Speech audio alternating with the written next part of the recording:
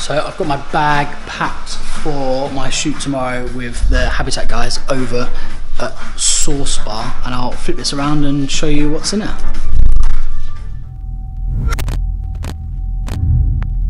So this is what I have ready for the shoot. So this one here is a softbox that pops up, an Octobox. I've got some coloured gels that we're going to use on the shoot tomorrow. I've got some brand new colours as well, which is pretty cool, from a place called Digital Direct over in London. So I've got purple, and I've got a nice green as well, which is pretty cool. Tripod standard, backdrop, and so backdrop stand and a backdrop. I would always recommend using grey, and the reason I'd recommend grey is because with the right lighting you can turn grey either white or you can turn it black, so you've got the ability to shoot high key or low key, which is cool. Then in here I've got a small reflector with barn doors set on the front of it, which allow me to use the gels. We've got another set of barn doors with a reflector, and that's sat on my favourite thing there, the beauty dish. Massive diffuser, which is pretty cool, come in handy. In here, a couple of different softbox options. So I've got an Octobox and a standard softbox, and some of those gels that I showed you in there are cut to go over the softbox, because normally I use gels with a harder light, but I'm going to try tomorrow using them with a softer light, and well, you'll get to see what the results are. Two heads, so I've got two 500 XMS battery powered Bowens heads, which are pretty cool. I've got my Pele travel case, sporting a few stickers from some of the places that I've been. I've got a video light because I'm going to video some of it. Speaker in here, always need music, of course. Tether tools, can't shoot without it, to be fair, so I have to have that. Some clamps come in handy. Trigger. Speed lights, because I'm going to be shooting the event as well as so basically I'm shooting all of their residents tomorrow, and then in the evening I'm shooting the event, so I need enough kit to be able to do a portrait studio setup for a press shot, but also enough kit to be able to get me through the night, so plenty of juice and all different sort of manner of kit to be able to do that.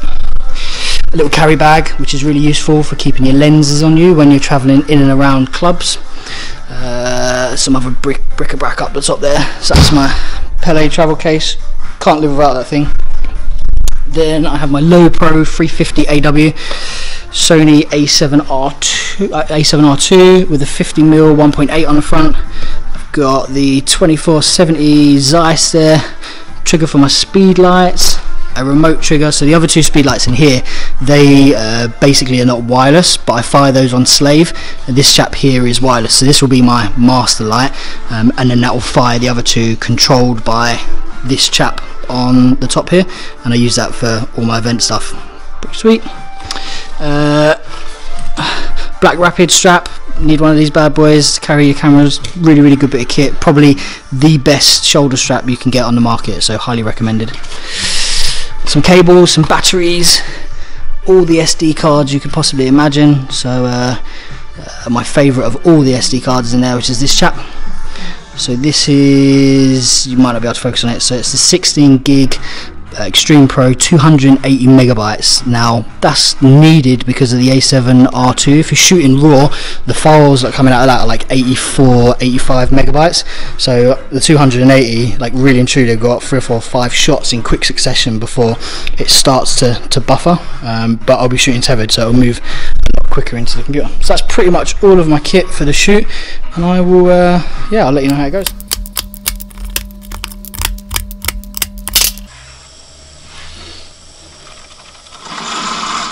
So that was an absolute ordeal, oh my god, because we live up a flight of, so you basically, it's like you go into a communal set of doors, and then you go into our door and you have to go up a set of spiral staircase before you get to ours.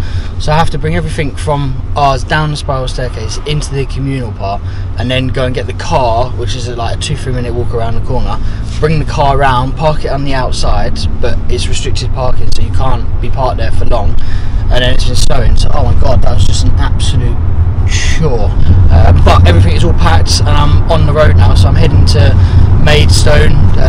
It's like 8:15, I need to be there for 10, so I've got, yeah, I should get there, sort of bang on the button and then get there set up, but I am there all day, so yeah, once I get there I will fill you in.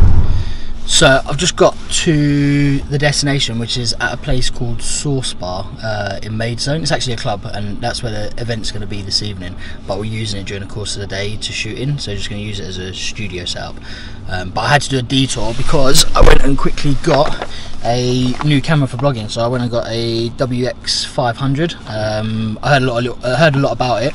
It's a cheap entry-level camera, but it's got a 180 flip screen and some other bits and bobs that make it really interesting for blogging. Because at the moment I'm using my A7 with a mic attached to it, and it's just a bit bulky. So I'm trying to sort of streamline things. So I made a bit of a detour to collect that bad boy, which I'm quite looking forward to use. So I used Facebook Marketplace to find this one, which is going to be useful, especially in terms of like the whole 360 screen thing. So yeah, I might swap over to it and start using it. So this is it. This is on the WX500 now. So and it's, yeah, a lot more subtle. Like, I'm sat in my car sort of blogging, and yeah, I don't feel like a weirdo sat in my car blogging, because it's a little bit more inconspicuous, which is quite decent. So I might start using it. It just depends how the sound quality is. It'll probably be alright in here, but out and about it might lack a little bit. But yeah, it's just for convenience. Like, you know, I think you should always want to try and make things as less obvious as possible. So just yeah, streamline things, make them smaller, make them more compact, and you can use them in a lot more variety without standing out. So yeah, we'll see how this fares. So we are in. Let me just adjust. Yeah, actually, there we go. Yeah, we're in, and I'm gonna start setting up ready to shoot and stuff, which is pretty cool. So.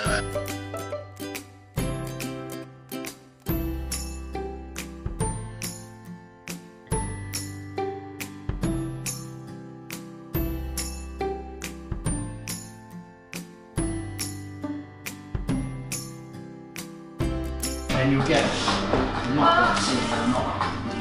But we'll do a couple of test shots, make sure the light's off and that. And yeah, we'll just get used to that change. So I've been DJing since I was about 13. But unusual. So we've just done our first shoot with one of the residents. These are just some of the images that we're going for. And what we intend to do later on, you'll see the effect once I finish editing them. Yeah, it's going to be really decent, and we'll have a consistent theme with all of the artists with a look like this. And you know, they'll be very different, but there will be a reoccurring theme that sort of ties them all in to make it clear that they're all part of the same residency and stuff, which is pretty good. So yeah, first shoot done, and here we go. So, as I'm sort of blogging throughout the day, I thought a really useful thing to show you would be, this is, I have to start off with a massive thank you. So Pele initially, Pele basically, I'm an ambassador for them, so they gave me this 1510 with the Trek Pack insert, and the Trek Pack insert, as you can see it here, this thing here, what this allows me to do is build a totally customizable, if you look underneath here, it's totally customizable, like the inlays, and that inlay allows me to pop my Mac in there into a nice cozy space. So hugely privileged that Pele give me, you know, this kit, and I could not do my job without it. So thank you ever so much, guys. The other people I would like to thank is Capture One Pro. Like, this software is unbelievable. To show you what I'm doing, so I've got a shoot going on at the moment. These are just some of the images I'm shooting, and I've got Capture Pilot working over here. Now I want to show you how real time this is, and explain why it's such a great feature and far surpasses any other software there is out there in the market. So say for instance I'm looking at this image here, I can edit this in real time. Now if you look, just focus here, stare there. As I adjust this, that is doing it. So I have a true end-to-end editing photo software, which is allowing me to tether, as you can see here, shooting into my camera, but also edit on the go. And why this is really important is, if I'm shooting an artist, a DJ for instance, and they're up here in this space, they're shooting here, I'm doing my thing, I've got visibility on the screen here, which is amazing. What I can do is I can take this over here, I can give it to the artist manager, and I can be like, you know, don't cramp my style. Like, they can see everything that's going on. They can also go in and say, actually, do you know what? I really like that image, and they can star that image there, and they can save it. And then what that does for me in post-production it speeds up my workflow, because I know that these are the images that they like. It's not just a case of, you know, I'm trying to work blind. They're telling me, I'm getting real feedback in terms of what they do and don't like. So they stay in this space over here, and I've got the ability to just shoot over here. Like, I can literally just crack on. I can see what's going on over here. And the reason this is crucial is because that camera, the Sony a7R II, is pushing out files that are over 80 megabytes each. Do I really want to stare at them on the back of the screen? Or do I want to look at them on a screen like this, where I can really move in and move out, and I can look at the true quality that I'm shooting, you know? And that's why tethering is, you know, if you're shooting portrait, tethering is by far the best solution in the studio. Don't make your subject look at the back of a camera or look for a viewfinder. You know, shoot tethered so you've got total control. And what this also does as well is, I can take the subject out of this space here, I can bring them over here. We can stand side by side and we can talk about what's going on in the shoot, and I can give them artistic direction and they can give me creative direction, and I know where to take the direction of it from there. Okay, just leaning forward, just sit with me. So sit your bum right in the chair, and then you bring it.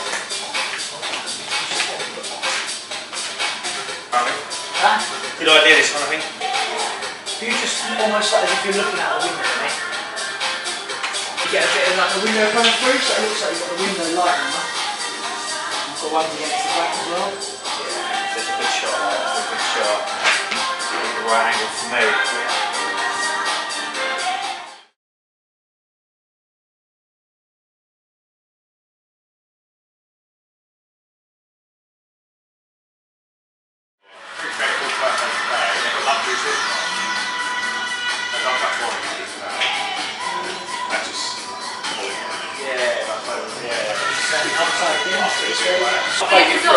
It would sound fine, but when I exported it, that's when I had an issue because it was and obviously it set at 120.